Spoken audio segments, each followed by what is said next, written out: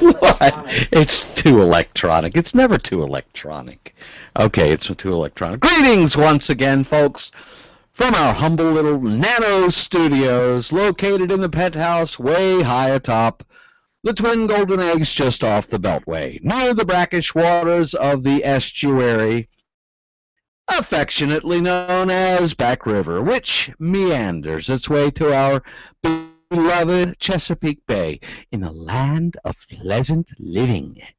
This is the Real Time Music Network Blog Talk Live Tuesday night internet radio call-in show, brought to you in living color by College Underground Radio Baltimore. Hi, hello everybody, good evening.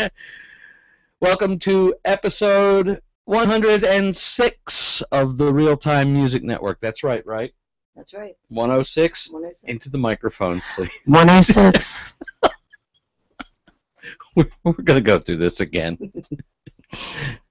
You almost got your teeth knocked out last week.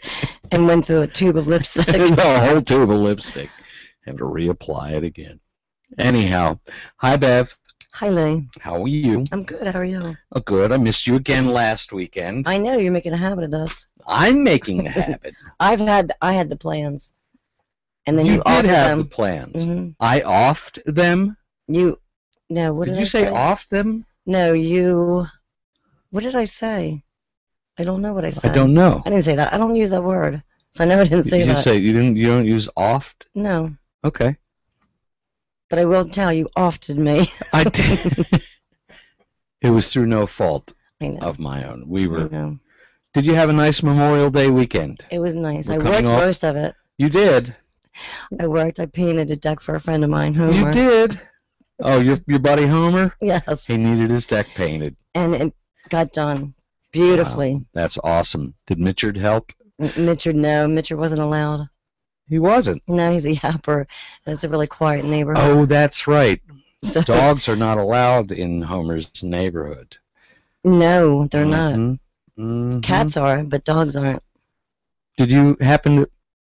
Yes, isn't that strange? I know. What is up with that? I don't know. Did you happen to see the promotional YouTube video that I posted for tonight's program? I did not. Because you know why? You didn't share it. It's right on the Bev RT Music YouTube page, which anybody can subscribe to. It's not on the Real Time, our Facebook page, is it? page. That would be a no. And that's because I was very ill. I felt very ill. Did you see it? See? Nobody saw it.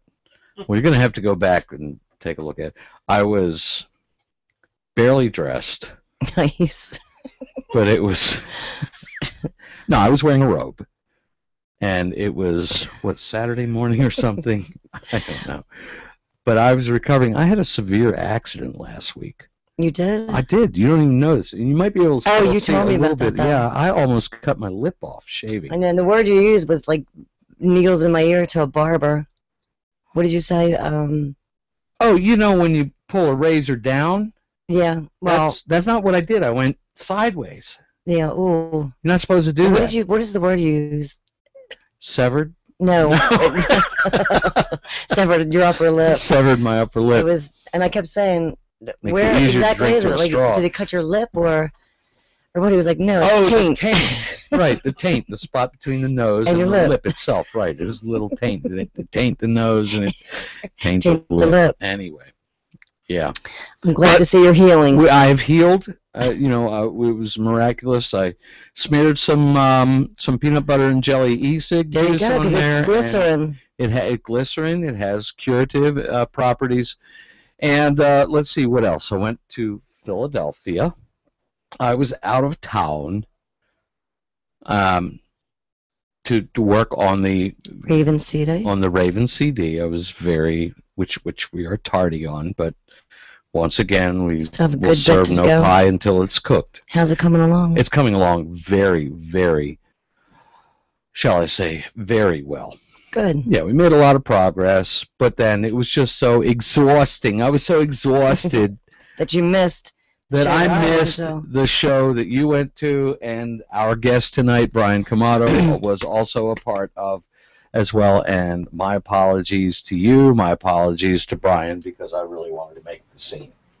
It was another. But I was face down. Fabulous. Right, trying to stop the blood. Staunch the blood flow. I was oozing all weekend. Thank God. See, that vape comes in handy, that e-cig. It does. It does. In fact, as just a follow-up for my hospitalization and the lip problem I had, I went and saw my doctor today, and he gave a hearty thumbs up to it. Good. He said, all that stuff you read about, negative crap you read about vapes. No, I mean, it's not a bad thing to ignore. You have to ignore the things that are put out there. I mean, they may be factual, they might be, or not. You know what he said? No. He said, and you can't read everything you believe just because it's right. He said, follow the money. Who's behind all that? I don't know about that logic. Big tobacco! Well, of course. Well, duh. Okay. That doesn't mean it's good for you, just because... It's not that it's good for you. That doesn't mean it's not damaging. It's not as bad for you. Right. I wouldn't think so. But a lot. It's a lot not as bad. Right. Well, that's good. And it's certainly a lot easier to keep lit than the gum or the patches. It's certainly a lot cheaper, too. Yeah, in the long run, it can be. Absolutely. Unless you're the kind of... He's hardcore with this stuff. I mean, it's like... So how was the show Saturday night? It was fabulous. It was just so good. They blow my mind. Did you camp? I did not camp because of Mitchard. Oh. Right. But no, it was really good. You were there early. I had to be. I was working. Oh, that's right. But and it was a good show. Job ever. It is a really good show. Well, besides this, I get to dance. To that you can dance in That's here. That's true, and I do. Right. I do, actually. I had a hell of a time rolling up the carpet. But, got the rug, for real. Got the rug. So that was like a 3-hour performance. That was like a 3-hour tour. They play. Tour. Oh, yeah. That's the third time I've seen them. Actually, the third time they've played, I think. That's it. And I like it because it's like a private, Club 66, it's like a private party. So everybody's there for one reason. It's a private party that's open to the public. Right, of course. Yeah. Right. And people are there, as we were talking about before, like you said, they're there for that band, Carrie Ziegler's Expensive Hobby. Expensive And Hobby. I've said it so many times, like, I hate to wear it out, but he picked the cream of the crop. They're all so musician-wise. Yes. Oh, yeah. Oh, yeah. They're good. You've seen them. I have, and I deeply regret not making the scene. But you wouldn't want me bleeding all over the place. The guilt. Right. Well, and Sunday we missed you for brunch. Because I was working. Our friends Steve and Abby were up from South Carolina. Glad they made it up. Yes. Oh, you were working. That's right. You were doing Homer's Deck. Mm-hmm. Right. So are they back in... Where are they, South Carolina? They are heading back today, as a matter of fact. So they had a good stay. We got to have a lovely brunch with them, and that was it. Then I watched a bunch of Memorial Day specials. Oh, no. Very good. Some very touching stuff. So I watch that stuff all the time. You watch the Hitler Channel? That's not what it's called. No. I mean the History Channel. Sorry. Actually, it's I think it's Nat Geo. Nat Geo, yeah, they did a lot on it. It's like they chronicle the war in Afghanistan. Yes. So it's pretty. There was that is good, but a deeply moving one. Restrepo is a documentary they had on there. It was pretty moving. And our hats off, of course, to our servicemen and the people that make the ultimate sacrifice and teach us what it really means to put your money where your mouth is and back up these freedoms that we have and these liberties. And I think I wrote it in a friend. It all boils down to one. Well, I think we lose appreciation for honor. These guys have a lot of honor in what they do, and we thank them for their service. So, what's happening in the week ahead? I don't know what. Why are you looking at me like that? Well, we're getting your back is to the. Oh, I'm sorry. Yeah, we have to make this announcement, folks. If you are tuned in, you can be a fly on the wall and watch what's going on in our studio. I'm going to occlude Bev there for a second. There we go. We're on the Google Plus, and I'm being very rude to our guest, too. I'm having my back turned to him. You're like leaning on his legs. I'm leaning on his legs, right. Okay. A little bit lower. Google Plus Hangout on the air. Just do a search, Real Time Music Network, and you'll be able to be a fly on the wall. And even though you won't hear any music, you'll be able to see all of our shenanigans in our nano studios here, high atop the Twin Golden Eggs, just off the Beltway. Hey, Lee. Yes. Did you notice that I changed our address on our Facebook page? I think. I did not.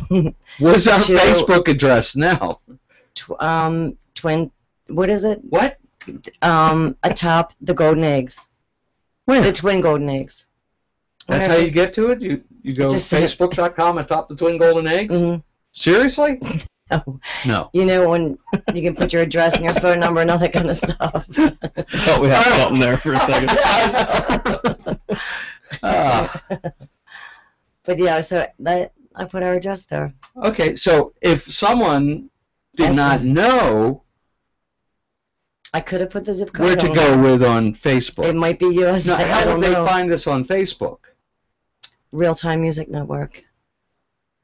Actually, may I correct you on that? Real Time Music. Mm-hmm. Yes. Okay. Yes. That's www.facebook.com/rtmusic.net. I'm messing you up with all the dashes and dots. Yeah, I'm gonna wager you right now in front of everybody. Okay. I bet you don't have to do dub. You don't have to. Lee, no. Okay, you don't have to. You do not. No, you don't have to. No. If the dub, if it's not there, it's implied. Exactly. Right. I mean, although I'm looking at But you can't do like Stars in the Sea, our guest last week. If you want to hear the music, you go music.starsinthesea.com. Oh, I said you guys lost me on that. I heard the last half of it, and because I think you asked Shane, how do you guys get it? How do you do that? It has to do with subnetting or something like it. Do you understand that stuff? No. Okay, that makes we have a. I'm of no help. Okay, I was gonna say what kind of guest? Jeez. Maybe we could get someone to call in with the answer. 347-308-8792 is the number to call. Our operator are standing by. Let's see. What else do we have? You can hear this episode. Of course, you're listening to it live if you're listening to it live. If it's Tuesday night, May 27th, after 8 p.m. and before 10 p.m., you're listening to it live on blogtalkradio.com/RT-MusicNet. But you can go to our website, dub, or forget the dubs. We're done with dub. That's just a waste of letters. It's a horse of Fabbit. RT-music.net. You can download this archived episode. Once we go off the air, we'll put it up there. You'll be able to view, listen, whatsoever you want for this and any one of our episodes that we've ever done here on the Real Time Music Network. This being episode 106, our 106th time of escaping the gallows. Let's see, how else? Oh, yes.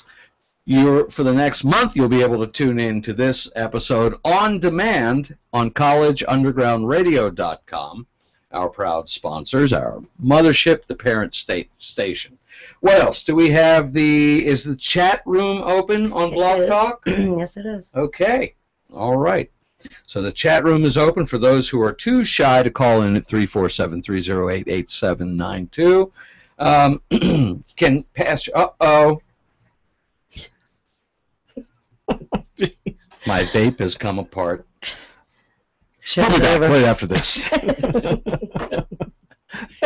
my whole vape world just came apart. Oh, I smell peanut butter and. Yeah, I know because when it falls apart, the battery shorts out, and oh no! It's going to set off the smoke alarms here in a moment in the studio. They'll do anything to get that smoke. do anything. Where are we? We have. I've kind of fallen off all the show notes here. This weekend is the Charles Village Music Festival. Were you Playing aware that, of that? Aren't you playing that? Why, as a matter of fact, I am. Thank you for mentioning that. Actually, there's going to be quite a lineup. There's going to be the U.S. Navy Band is kicking it off on Saturday. Oh shoot! Jeez. Oh, they are cool. What's I heard going that. on? Gary. CZ, what did he do? I don't see anything. How does this work? Can't find chat room. This is stop. We have to stop the show until Mr. Ziegler can join. Let me. He's Mr. Technical too. He should get in right away. Sentimental Journey is going to be playing the Brian Coogan Quartet. Barley Juice Unplugged. Wait, where? Saturday at You're the kidding, I Charles. didn't know I'm that. not. Where have you been? I Hello? don't know that. They are a pan-Celtic rock from Philadelphia. 7 to 9, Technicolor Motorhome playing a Steely Dan tribute. that should be Sunday is fun. going to be Eliza Deering and the Penny Black. Very cool. And Lafayette Gilchrist featuring the new Volcano Horns playing jazz. Who is that? That's Lafayette Gilchrist featuring the new Volcano Sounds like Horns. an exciting I think musical Lafayette weekend. played on the Bobby Hurd upcoming CD as well. Oh, really? Yeah. Your chair. You broke the chair. Oh my God. And then after that, we'll have Jam Sandwich will be performing a set. And then the Almighty Senators playing their rock and soul I music. haven't seen or heard them for a long time. Very cool. That should be exciting. How are we looking here? You know what? We need to take a break. But I need to also tell you, we are perfectly, exactly right on schedule.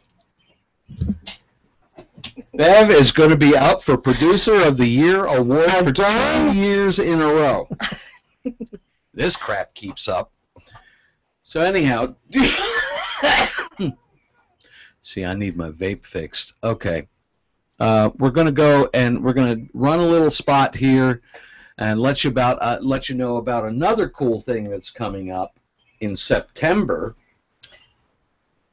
That's going to be fun. It'll be a lot of fun. Brian, you could have been there. Actually, he might still be there. I was going to say September didn't happen yet. What is it? Right. Right. Yeah, you should have You been. I could have can been make there. plans. You could have been there, you know. We'll be back right after this.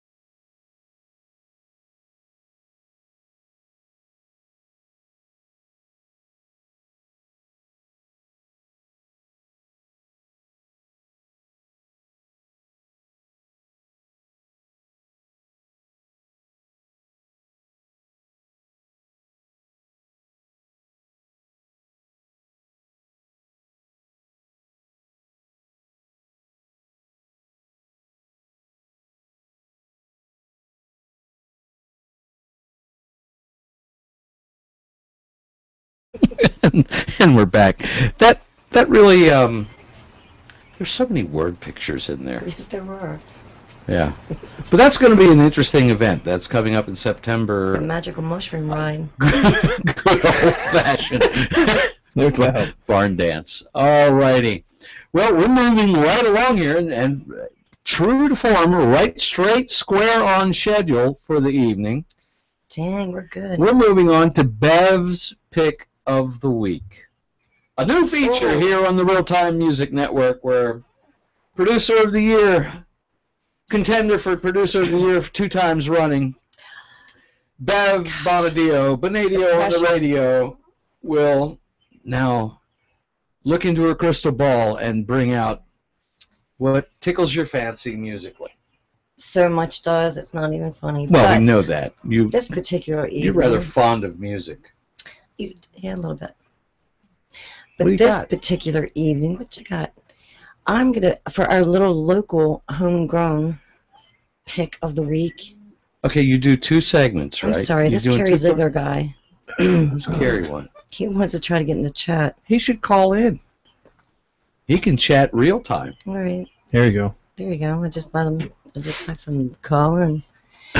Okay, my pick of the week for our local Local. is, well, we know him. Everybody else knows him by Tim Manicotti. Slim Manicotti. I don't even know his real name. I don't know his stage name. Sorry. Slim Man. I don't go by his stage. Yes. Slim Man. Who's from here? And he's from here, but right now he's in... He resides between Nashville and California. I thought he was in Nashville. No, he's been in California for like 3 or 4 months now. See, this is where I don't know nothing about nothing. Ask me. We had this conversation. You just don't remember.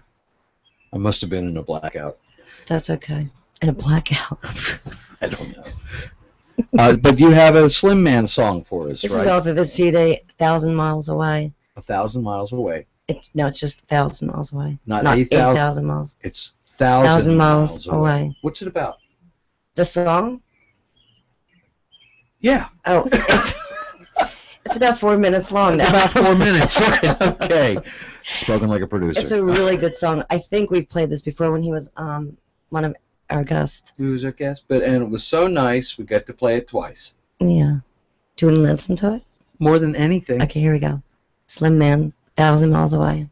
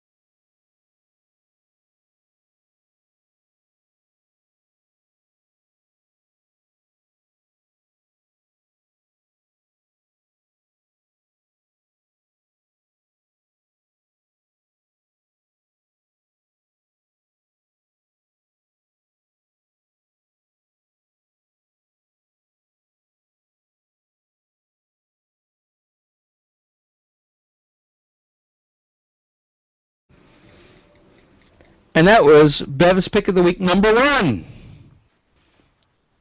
That was the local scene. Now, you promised us. You promised us you would do one local from the Central Maryland area originally. And one from around the globe. From around the globe, because after all, the Central Maryland area is indeed, last time we checked, a part of the world as we know it. Last time where? That we checked. I'm sorry, you weren't texting me. That's okay. We've got time. Hey, it's his bandmate. Okay. So Okay. you have, okay, so we've done We've done Maryland. Now we're going Maryland. to a little hop, skip, jump away Oh, to. oh, Go oh, ahead. oh, wait a minute. Yeah, I got to do this. We have to get into our machine. Where is it? Doesn't take much to excite us. It doesn't take much. We ready? Go ahead. Ready to go? Here we go. There's that magical mushroom place again. And now where are we? We're in Denmark. No, what do they say? They speak English. Okay. Well, they say something funny, I'm sure. Or cute. Cute. It's not. Yeah, I'm sure it's cute. It's cute. What do they do? What do they say? I don't know. But this is a band Okay. by a guy's name that leads the band. Here we go. All right. Thorbjorn is his first name. Okay. Thorbjorn Riesiger.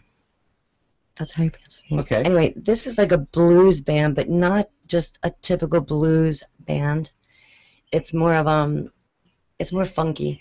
Like there's Funky some, blues yeah, there's band. some funky horns going It's through like a that. Euro blues band? It's a Euro blues, but they're very influenced by American music. Really? But this is their spin on it. They're really good. They won a bronze award in the International Songwriting Competition back in 2010. Very cool. So I've not heard any of this stuff. I'm quite keen to hear. I like it. Well, So how are we going to... Oh, it is in the studio. That's right. I thought we were going to play it. you're going to play it, right? Or we're just going to talk about it and move on? You talk amongst yourselves while I find it. We have to find it.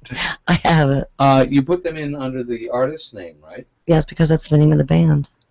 Is that the name of the band? And the singer. The band is, and the singer is the same name. Right. And, because I said that. You did. I'm just recapping. And the song is Padding the for title time. song for the CD is the title song called Get Up, Get Higher.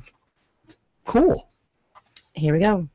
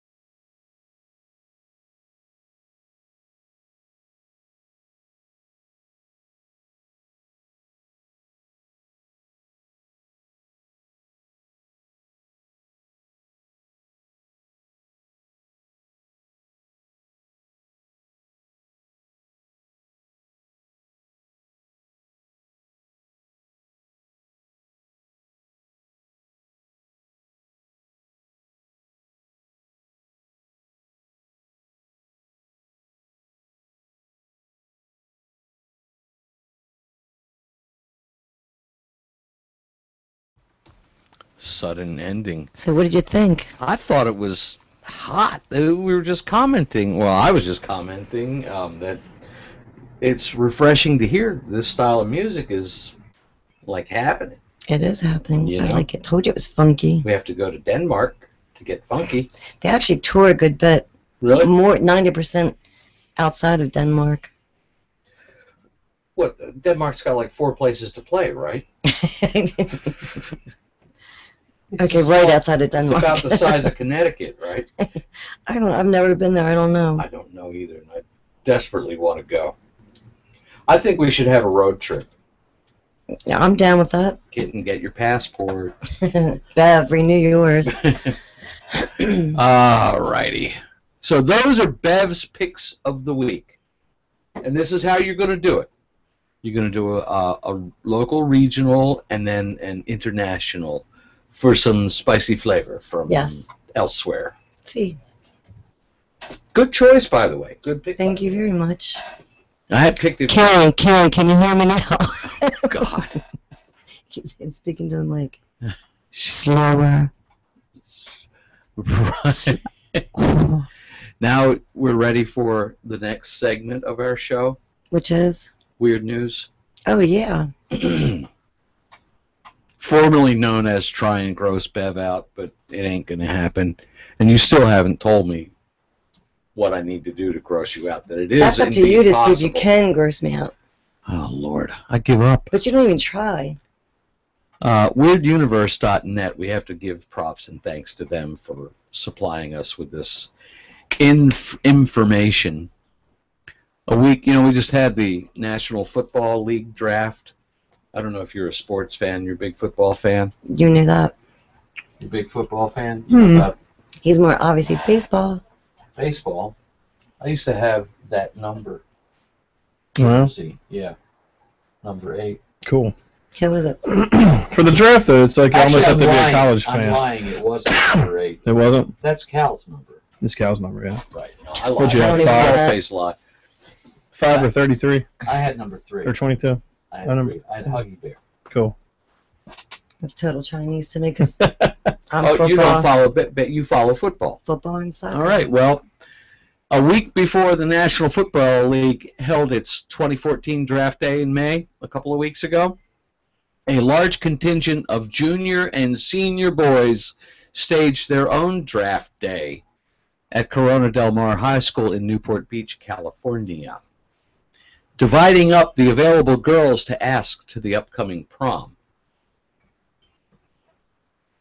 As in the NFL, the drafters scout the draftees, and a rule book notes the draft's boundaries.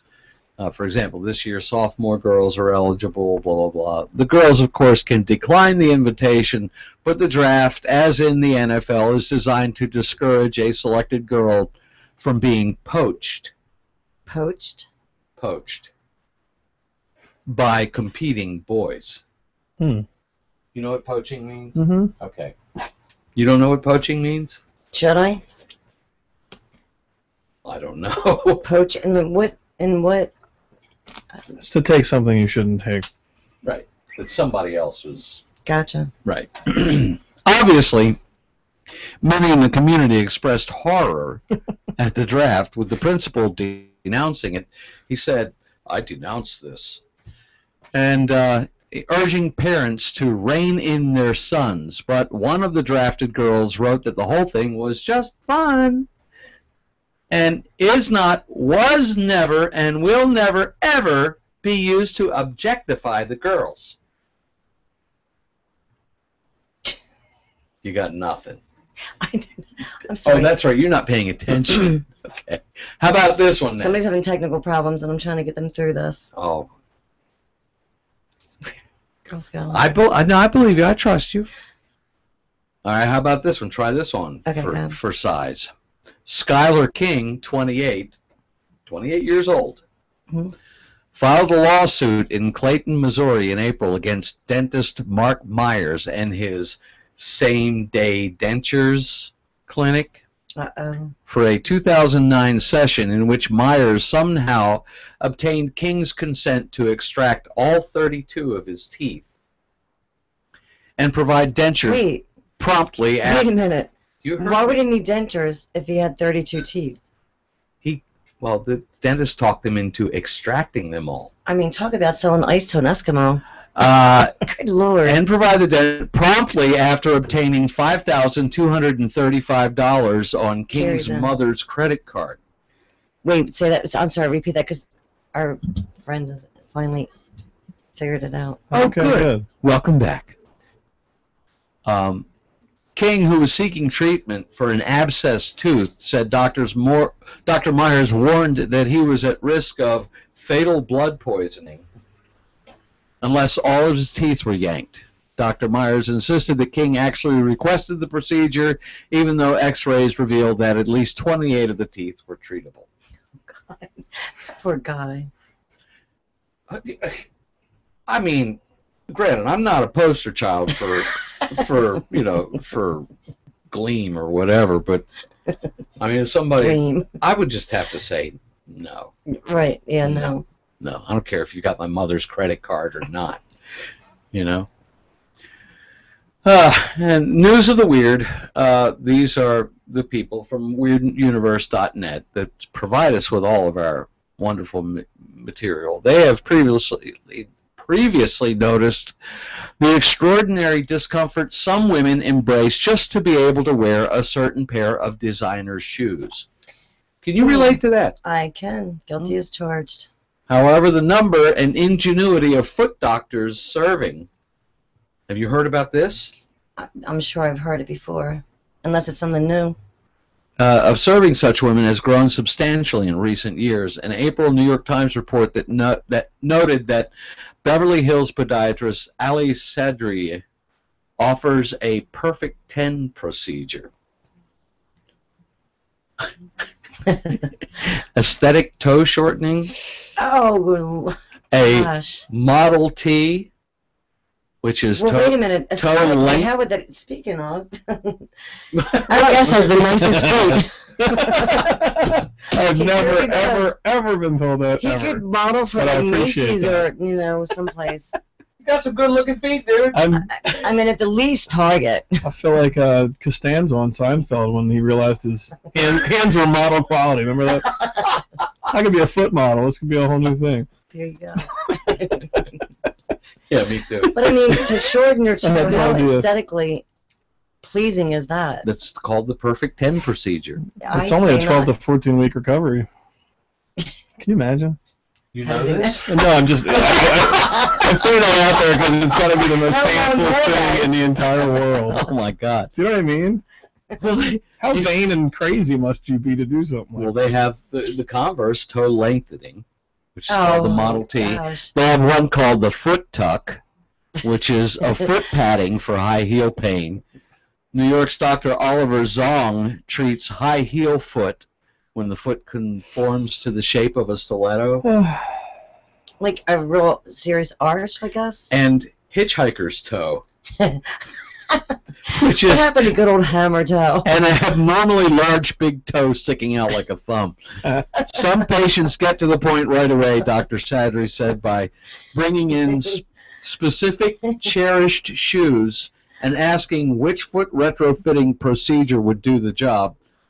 Although Dr. Zong said he turned down one woman who brought in a shoe and said she was okay with 4 toes if that's what it took. Oh my! I'm not that crazy for heels. No? No, God. And I mean, I guess I'll do anything for money. Okay, where did that score on the Bev Grossometer? Nothing grossed me out about that. It just Didn't even bump it. no, not as far as grossometers go. No. Gross. The grossometer. Didn't even bump on that. Let's see. What do we need to do next? We need introduce to our take... guest. What you call me? Introduce our guest. We will do that. Oh, but right. We have a couple of other segments. Okay. We have, Washington handed down this program that we have to do now. We have to do it or else.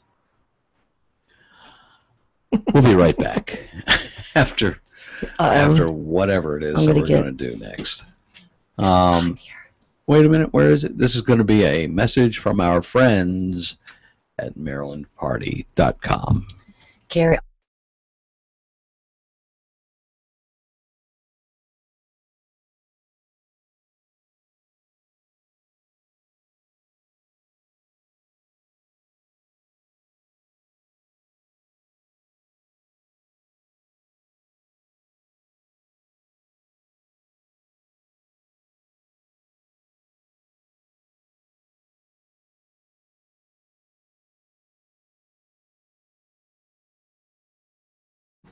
Thank you, Maryland. Thank you, MarylandParty.com. Fat fingers, hammer toe fingers. Hammer toe fingers. Yeah, I'll explain it to you when you're older. Never mind. Okay. No, this segment is brought to us, to you, To all of you. to all of us. God bless us all. From our friends at MarylandParty.com. And all you have to do, if you want to find out what's going on in and around the Maryland area, just check them out. And that's what the guy on the spot just said. It's MDParty.com. You can find out. They have featured venues. They got like every venue in like a tri-state area or something. Avalon Resort in Paw Paw, West Virginia. Of course, that's one of your favorite hangouts. I have a friend that her father's from Paw Paw. See, I told you. Mm-hmm. That's God's country. McGurk's Pub and Grill, Ram's Head Shore House in Stevensville, Bellissimo's Ristorante. It's at Irish Shebeen. Main Street Sports Bar in Laurel, Ram's Head Tavern in Annapolis. That's where you have, of course, season tickets. Benchwarmers Pub, Middle River, McAvoy's in Parkville. Which you have season tickets. I have season tickets there. Ram's Head Tavern at Savage Mill, Chops Restaurant and Lounge. What? They're gone. Where who? Chops Restaurant. Are they still They're open? gone. Yeah. Well, scratch that. Bummer. Ixnay on the Ops J. The Music Cafe, Damascus, Maryland. Beautiful room. Riverwatch Restaurant. We know that place in SX. Costa's Inn in Baltimore, great crab cakes and great jazz on Wednesday nights, by the way. How come nobody else is saying Fredonia Ale House and Timonium Stables Restaurant in Westminster. Gilligan's Pier in Newburgh, Maryland. Where in the world is Newburgh, Maryland? Oh, that Do is. you know? Okay, wait a minute. Do you know? No. Wait. Oh gosh. Is that where they make the lobster? It is Glen Burnie. Going that way. Really? Yes. Is that where the lobster comes from? Lobster? Lobster Newburgh? Oh, Yeah. I don't know. No, I don't know. Glen Burnie lobster. Purple Moose Saloon, Ocean City, Maryland. Sully's Comedy Center. Can Somebody they told me smoke they in the chat room? What? Can they smoke in the chat room? Smoking is allowed in the chat room, Okay. but you have to crack a window. Okay. Okay. High Tops Backstage Grill, Ram's Head, Sylvester's Saloon, House of Rock, or Whore, as we call it. True. White Marsh, Maryland. Ram's Head Roadhouse, the Williamsburg Inn in White Marsh, still open. Looney's Pub in Bel Air, and many, many, many others. You can check them all out, MarylandParty.com. Last week we started to run down every musician schedule. You did. And I was like, Yeah, she says, "What's this we stuff?" right, don't drag me down. All right. Well, we were ready to move on to our next segment before we get to our guest. Hmm. Our final segment for our guest. He's probably all agog. Wake up, wake up. But we may have to curtail it because our segment hasn't appeared. Our segmenteur. Our segmenteur. Yes. You just made up a great word. Isn't it? That's cool, segmenteur. So, Steptoe, if you're in the area, You have 3 minutes. you have Max. 3 minutes to call in. That's it. 347-308-8792 is the number. We are standing by. We're waiting for maybe, we might get a call from Pigeon Poop, Kentucky. You never know. His cousin. Or no, His that's cousin his brother. Jethro. Or is that his cousin? Cousin They're Jethro. probably all the same. Yeah, cousin, brother. Yeah. So Same thing. it's all the same. Well, it looks like he may be a no-show. So we're That's just two. going That's 2, London. to... that's 2. You know what Well, they say in the let's baseball game. Let's move on. One more and you're Our guest tonight, which you've all been waiting for. Thank you, folks, for your patience, understanding, and for your hanging in there-edness that you've done. My word was cooler. Your word was way cooler. In fact, we're going to put you in charge of the word of the week. We haven't done the word of the week for a while. I was thinking about that the other day. Our guest this evening, Brian Camato. Brian has been featured as a solo artist and as a member of many eclectic musical ensembles.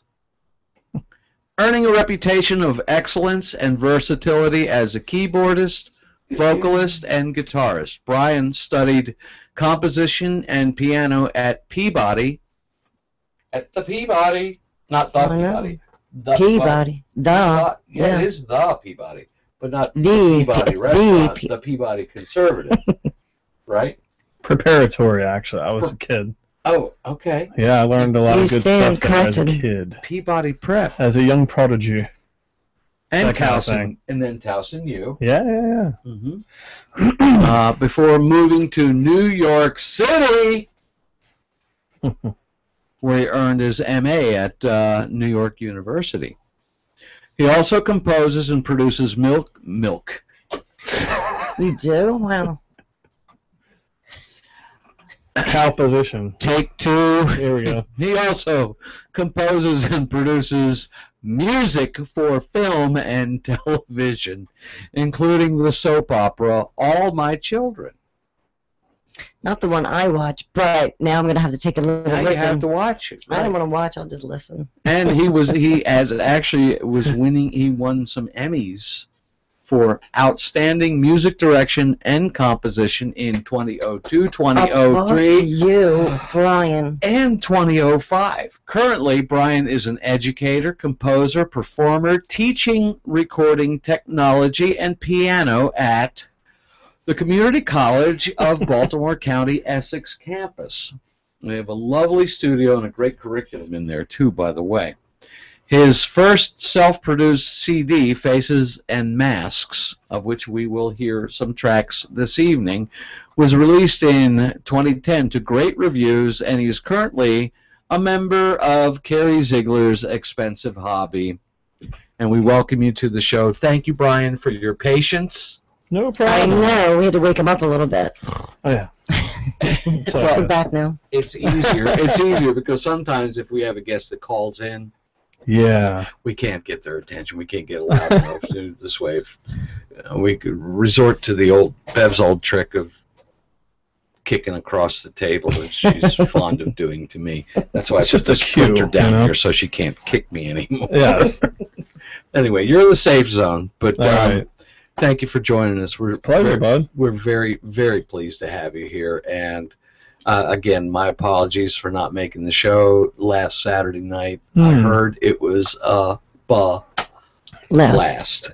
It was cool. The band's getting better every show. Yeah. Well, it's our third show, you know, and we come out and do a 3-hour show and just like pound it into the ground. I mean, that's Expensive Hobby. That's what it's supposed to be, you know. Yeah. And it's getting stronger and stronger every show, and there's really something magical going on. You know, we had all 3 shows sold out, Yeah, which is great, that's phenomenal. and it's cool. There's just something in the air, you know, especially Club 66, as you know. Oh, that's a great venue. Absolutely. We've Yeah. been spoiled. Yeah, Because totally. then the next time I think you guys play, it's going to be... We're playing Lerman Amphitheater, which is really cool. I've never been there, but it's in Catonsville. It's a huge, big kind of open air place. It's a free show on Father's Day, which is June 15th. June 15th. And we play 6 to 8. Awesome. Free show, so you can bring blankets and chairs and the kids and If all I that have a kind of little- stuff. Ziglets and Yeah, it's going to be Friends of killer. Hobby You can bring fans. your and to all the people that haven't been there. Ziglets. Ziglets, sure. Okay. Bring your Ziglets. I'll bring my children, but you bring your Ziglets. Just keep away from my children. So I hear you guys did a hell of a Zappa set. yeah, that's killer, man. Yeah. It's really awesome. Was it different from the last time you played? Because I was able to make it to the last. No, I think it was it's the Same same melody and everything, but it's just that music has a lot of life to it, so it's Who never does the Montana? same, man. It's never the same twice. Who does Montana? Nobody, But you. and I sure as hell never thought I'd be ever playing Montana. But it's killer, and I mean, I always love that stuff. You know? Do you find that a musical challenge? Oh my God. Yeah. I mean, Yeah. Carrie told me, check out here's Carrie, check out Montana for next week, okay? You know, check out Montana. It's like check out the last movement of Beethoven's Ninth for next week. Is that cool?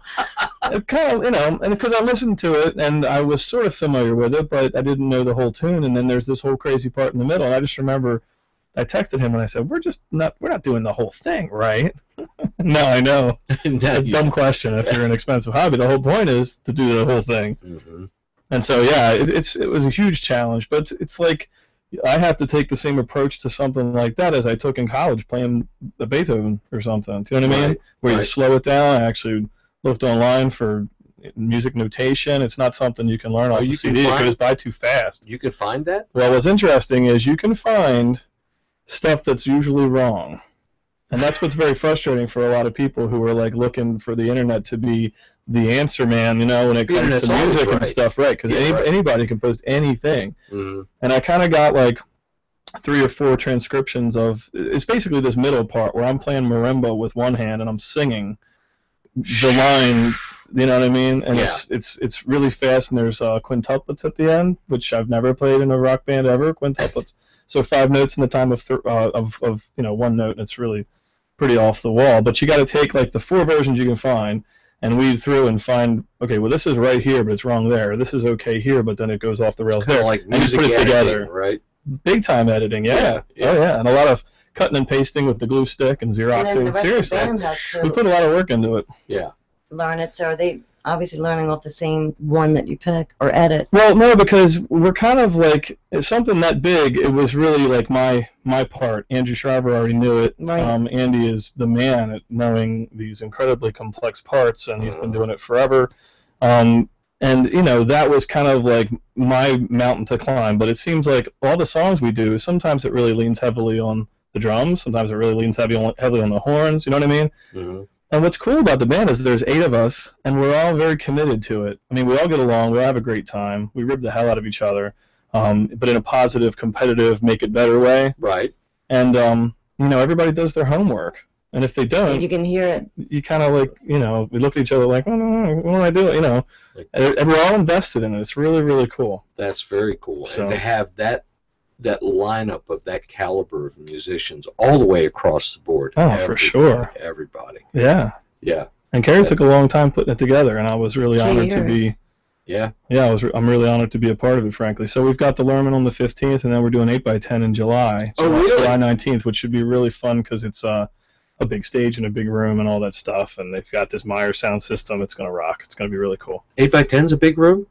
Well, it's a big enough room, you know what I mean? But it's Yeah. a big stage. It's going to be great. It's going to be a lot of fun. It must have changed since I played there. I played Yeah. there Well, it's not like 30 years ago or something. I don't know if I'd describe it as a huge place, Is it but it bigger holds a than- pretty good amount of people and stuff. Is the stage larger than Club 66? Yes. Really? Yeah. Oh, cool. I don't know if Then it's it has significantly changed. larger, but It had it's larger, changed. yeah. So that's why they call it the 8x10, because that was the size of the stage. Mm-hmm. It's significantly larger than 8x10, or else we're not like Yeah, I was going to say. getting on there. Well, 8x10, that's like 8 square. You each get like 10 square feet. Right. Right. Something like that. Or something. Right. Yeah. Just got to scale down the drum kit. Yeah. But the way the band has come together is just so cool. Do you play? You know. You play guitar there Yeah. as well? Yeah. Yes, you do. I think I I remember play a little you bit of guitar in the group, and I play a little bit of harmonica in the group, and Mhm.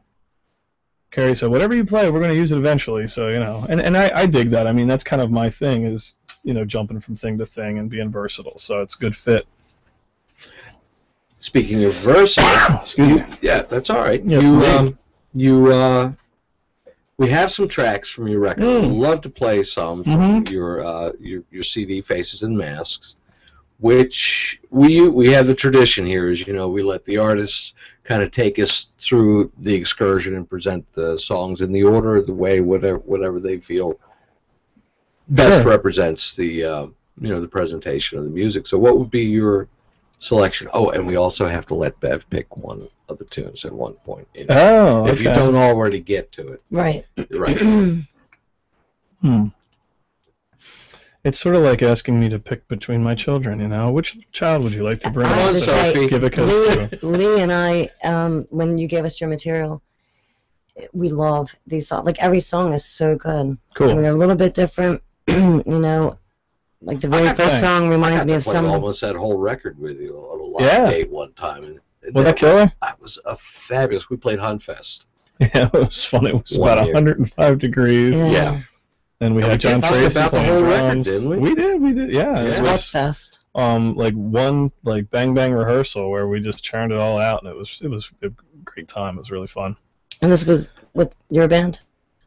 Well, this was David Bell and Lee Okay. and John Oh. Tracy, and we just kind of got together and banged it How out, cool and was it was that? really cool. Yeah, it was great. It was a Well, pleasure. David played on a lot of the CD. Oh, David was incredible. David was so cool. Yeah, he really invested a lot of time into it, and I remember like I kept trying to. I did pay him, but it's like he didn't want it, and I insisted on it. You know, he was just You great on it. insult me by. Oh well, he just he's such a creative guy, you know, and he really sunk his teeth into it. I can't say enough about the playing he did. It was killer. Oh, it was some great stuff. Yeah. So what's your pleasure? I don't know. I mean, Sea Song's cool. The first song on there. What do you guys think? I don't know. That was going to be my I pick. really like all that. That's That's it. Okay. I got a second. On that Brian one. Camato, Seesaw.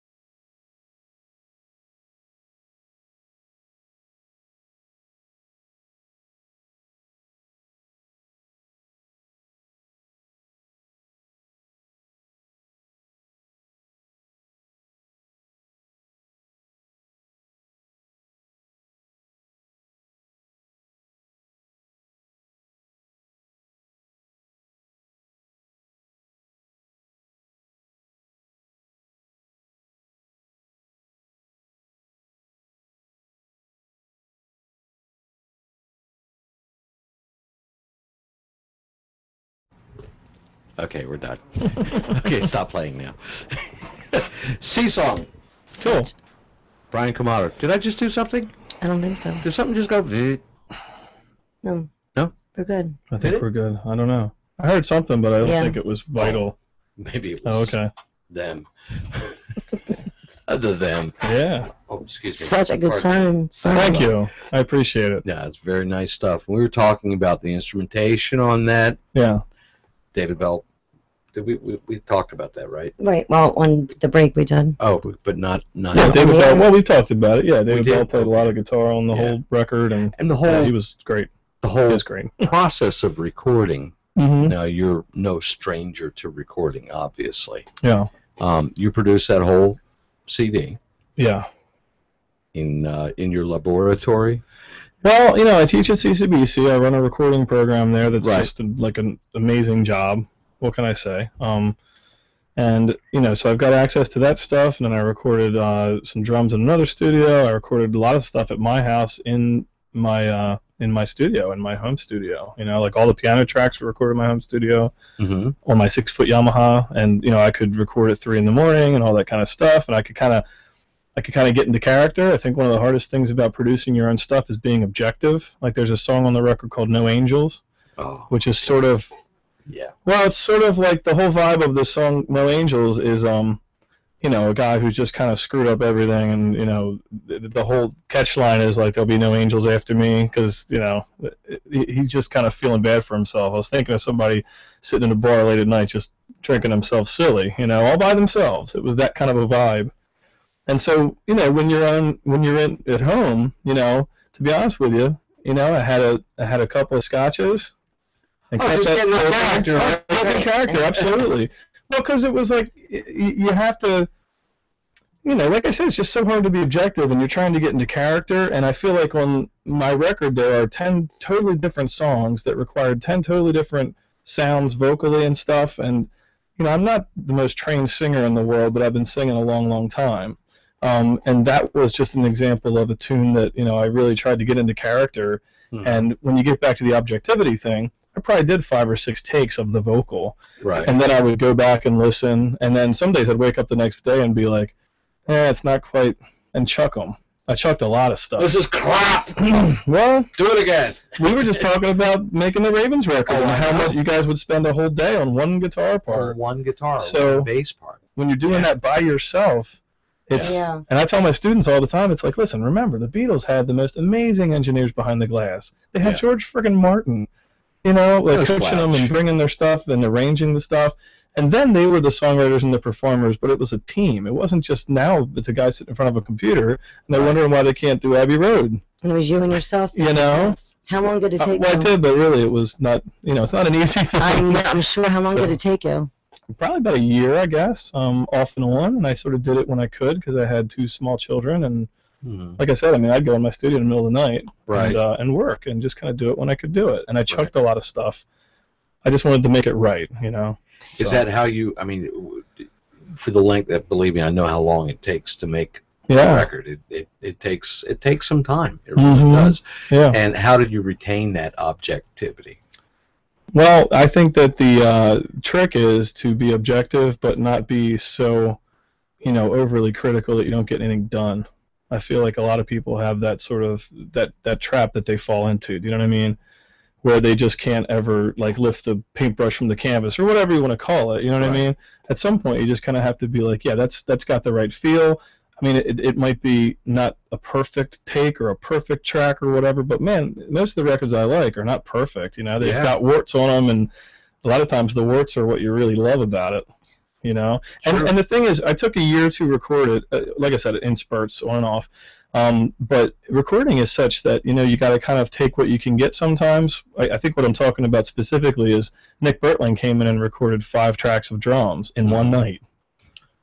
In one night, Because if you folks. feel it and you're Yes. in that zone. And it was just kind of like, we and my songs are not super simple. I mean, there's a lot of ebb No, and there flow is. and dynamics, and Yeah, there's there are. and I had an idea about how I wanted things to be, and Nick was right in that zone. I nailed mean, it. he's great with that kind of stuff. That 5th song though, I really was looking at him like, how is he doing this?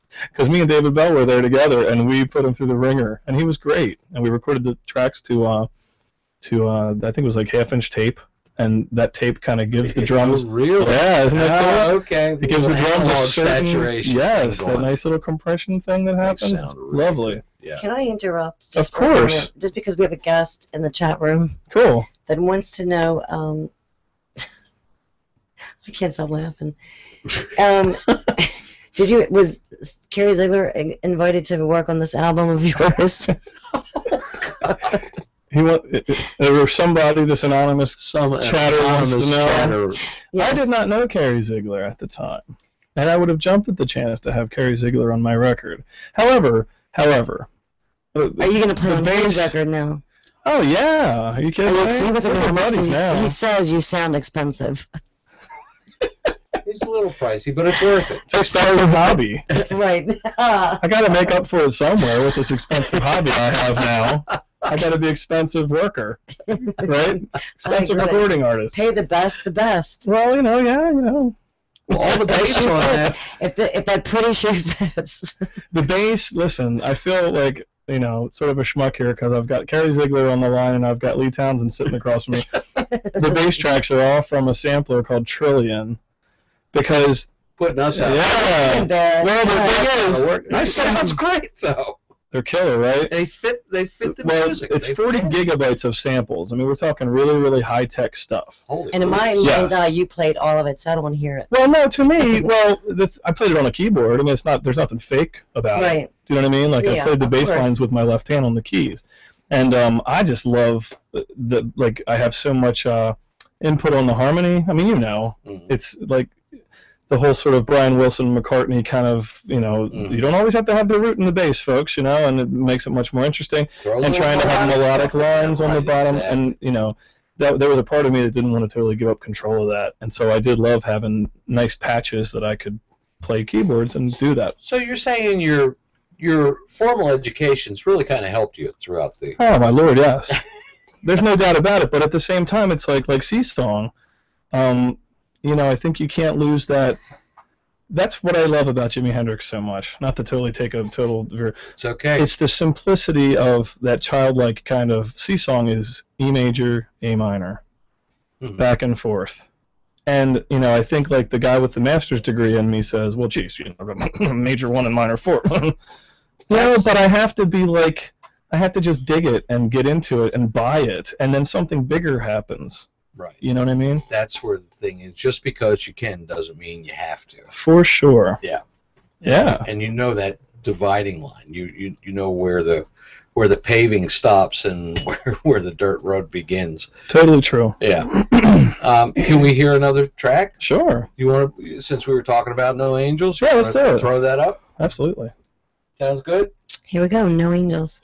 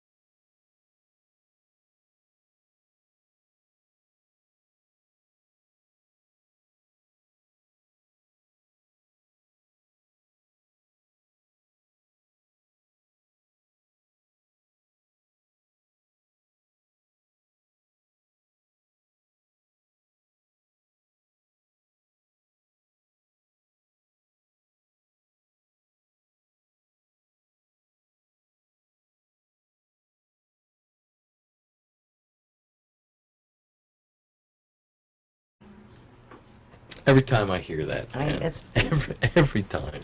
Cool. That's awesome. Nice track. Thank you. Very nice track. But then I'm a jazzy kind of guy. You know that Yeah. I'm not. But I love it. I love it. I wish that I could play it. You know. so that Yeah. answers my. Are you jazz influenced? Definitely jazz influenced, but I mean, to me, it's like, you know, if you're a jazz musician, I mean, you're jumping like trains in Paris and practicing your sax all day and traveling around Europe. You know what I mean? Like searching for that.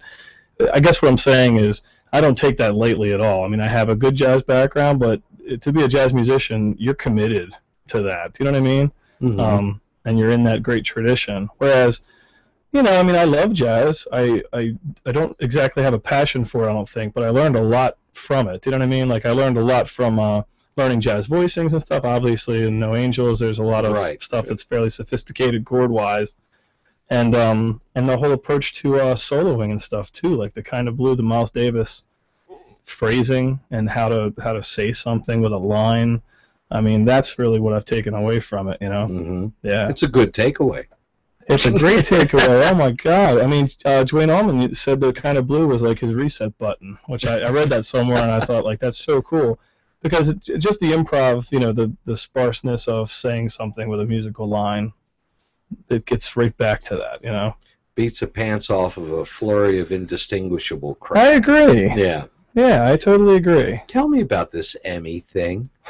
Sure. We're all keen to know. Mm-hmm. You're not an Emmy Award winner. You're a multi-Emmy Well, Award winner. this is true. Okay. This is true. You have like a mantle at your I house? do, yeah. Right over my computer, I've got this nice glass shelf with these 3 Emmys on it. They're the real deal, you know, the full-sized things. Yeah, they're pretty slick. Pretty cool. How'd that all come about? I know How did that. I get one? Right. I don't know. You know, it's like, well, I think that, I give you $50 for one. $50. Cash right here. Right on it. let me see. Well, maybe next week. We'll talk. We'll see. Right there, cash a check. Okay, so how did that happen? Well, I think that one of my strengths as, you know, just a person who's trying to make a living in this, you know, entertainment / art industry, whatever you want to call it, which is very, very difficult to do, obviously. But I think, you know, one of my strengths is that I never really had a whole lot of specific expectations, I don't think. I just really had a real knack, I think, looking back, for seeing opportunities when they were there, Mhm. you know? And see And the moment. I was very fortunate. I mean, you know, I had the opportunity to go to grad school in New York City. And, you know, basically, I really, really worked hard. That's what I went up there to do. I went up there to go to NYU and maybe meet the next Scorsese in film school and do film music. That's kind of what I went up there for. So, you know, when you're in that sort of atmosphere, you just want to dedicate yourself. I took every opportunity that came my way. Mm-hmm. And I did like a little documentary for a student that ended up on the BBC. That was really cool. It ended Nice. up on English television, you know, and I did a few student films and stuff. And I just was doing very well. I was kind of like the hot shot in the department. I was the new kid, you know. And anyway, the story goes that Terry Walker, who's the music supervisor at all my children, used to swim at NYU's pool and just had this idea one day, like, I think I'll call and see if they have some interns they want to send up. And that's kind of how Terry is. He's just really willing to give young people a shot and, you know, see what happens. Here's your opportunity, kid, you know. And I did this internship there. And the whole time I was doing the internship, I didn't want to be a soap opera music composer, but like I said, here's this opportunity. I would go home, I would demo stuff, and try to give them something that was kind of like what they had, but something I thought had some of me in it as well. Twist to it. Yeah, a little twist, and I was giving him cassette tapes back at this time, Mhm. and he never said anything. And I sort of thought, am I pissing this guy off, or like, am I annoying him, or what? One day, anyway, he calls me at like 10 in the morning and says, what are you doing for lunch? I was like, I don't know, whatever you want to do. He said, well, I have a meeting with David Sherman, who's vice president in charge of music and all this and that, and we're going to get you a contract. And it was like, what? Wow. So next thing I know, I'm on the subway, and I'm going to meet David Sherman in his office on West 66th Street. Wow. It was wild, yeah. And the way that they would work it is, you know, I didn't watch the show and score it and all that stuff. I would just give them, they called it a session. I would give them like 10 or 12 pieces of music, and basically all the different versions of it that I could think of. Like, so if one tune had like a cello and a piano and some other instrument, I would give them a version with just the cello. You know what I mean? You give them all these different, they call them mix outs. Right. and they Is it, would I mean, use them on the air. a whole and complete song, or just a segment, or just Well, some things they wanted really short things, like a 20-second thing. Other things would be 4 or 5 minutes long. One of Terry's things, Terry Walker, was that Terry liked to, have like 3 or 4 scenes and have one piece of music over all the scenes. So this was a guy who was trying to be like operatic, you know what I mean? And he was really sort of innovative, and it was soap opera music, you know. And do you see the scenes, or they're just telling you kind of what they want to? No, I never saw the scenes. I sort of, I worked at the show editing music for broadcast and stuff because I knew how to use Pro Tools. That was a great asset. right. And so I sort of had an idea of the kind of stuff they used. And, if it was a really nice gig, and there were about 6 composers. I wasn't the only one.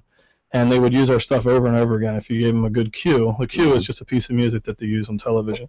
They'd use it again and again. And Right. like I said, because of Terry having this sort of innovative approach to doing the music for a daytime soap, we won 3 Emmys in 4 years or whatever. So I mean, it was an amazing experience. It was unbelievable. That is awesome. Yeah, it was That's killer. a great thing to have on your resume Totally. and on your mantle as well. And that's where I learned how to write as a professional. Mm-hmm. You know what I mean? You mean writing on demand? Writing on demand, Yeah. while not losing your soul either. You know what I mean? Like, I don't like just churning stuff out, but sometimes you have to. Right. Yeah. And you always preserve that soul aspect of it, though, the feel, the real human. You really try to as best as you can, but I mean, that was a great gig, but I don't think I could sit in one of those studios and just churn music out all day long. Yeah. You know what I mean?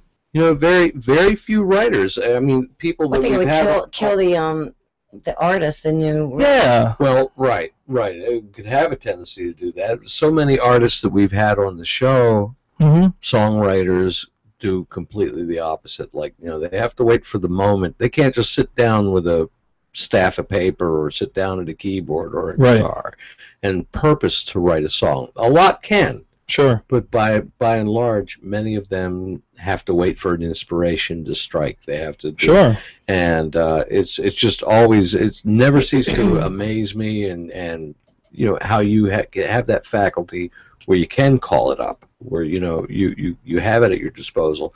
And like you said, I think what really makes it different, makes it the difference that separates the cream from the rest is the fact that you are mindful of keeping that soul part of it, the feel part of it. I think so. Yeah. I sure try to be. And like I said, when we were talking earlier before, you taught me a very powerful lesson, 10, 12 years ago. Yeah. When we were playing together, and I was at the burnout stage where it was only about the money, and it was about this, and you called me up for a gig, and you pretty much called me down on the carpet for it, because you're like, what do you care about the money for? I mean, the money is important, it's nice, but the moment it becomes number one, yeah, the moment it becomes the most important thing, that it eclipses the music, then you got to kind of look at it differently. I agree. And it's good that you've kept true to that. You brought it out and you kept true to it all the way down the pike. Yeah, and I mean, I think ultimately it's terrible for your career too. I mean, it's terrible for you as a human being to lose that. Do you know what I mean? Where it becomes just like a thing that you're. I always think of there's a scene in Hannah and Her Paint Sisters. by numbers. Remember that movie? What is it? Hannah and Her Sisters, the Oh yeah, Woody Allen movie. Do you have any water by any chance? Yes. we have water. Where anyway, It's from Back River, but Yeah. they're trying. Anyway, I don't want to get. It's not too big a deal, but they're trying to get this guy to sell a piece of art to this rock star who's loaded and stuff, and has no appreciation for the art. And he's going, "Well, I need something on this wall, maybe like 6 by 8." It's a great scene, and it's got nothing to do with the art. The guy's looking to cover a certain space, Right. and of course the artist is like, "I don't sell my art by the foot," or something like that, and he's just so offended. It's great, but you can fall into that kind of thing, and I don't ever want to lose. I mean, I do a lot of different gigs and stuff, obviously still, and I love setting up my stuff and playing, and I just feel like ultimately that is what it's all about. And when I lose that, what a terrible thing. And it's also, I'm not going to be very good. I mean, my job is to go out and sort of like make people happy, make them get into something that's taking themselves, no matter taking what out of themselves. No matter, yeah, right. No matter And I what the can't, gig is. yeah, and I don't think I can do that effectively if I'm just like, oh, yeah, going through the motions. Mm-hmm. And I'm fortunate where, I am versatile enough that I do a lot of different gigs, and I'm not always doing the same thing. Right. And I think that helps a lot. Well, the situation in our case, where you correctly chided me, was one of those situations where you could very easily just fall into that doing Totally. Brown-Eyed Girl again, or Margaritaville or something, where you can have a bad attitude about it. And I had, I confess here, I had a bad attitude about it, and you snapped me around, and you maintain, even though it may not be the most funnest thing in the world, but you understand what you're there to do, what your purpose is, and you're there as an entertainer. There's a professional ethic or a professional level that you want to maintain through that. Yeah, I think so. Did that, and it's it's part of being professional. Mm-hmm. But it's a tough business, and you can really, it can grind you down, I guess. Well, sure. Yeah. Sure. It really does. And especially the way things have gotten around town for the working musician. For sure. And that was the whole reason this show came about, was to explore why it's gotten that way and what could we do about it, and if anything, if you identify it, then you can do something about it. And really, it's a situation there that what you're doing, what you have done all along, is a testament to what is going to keep things going.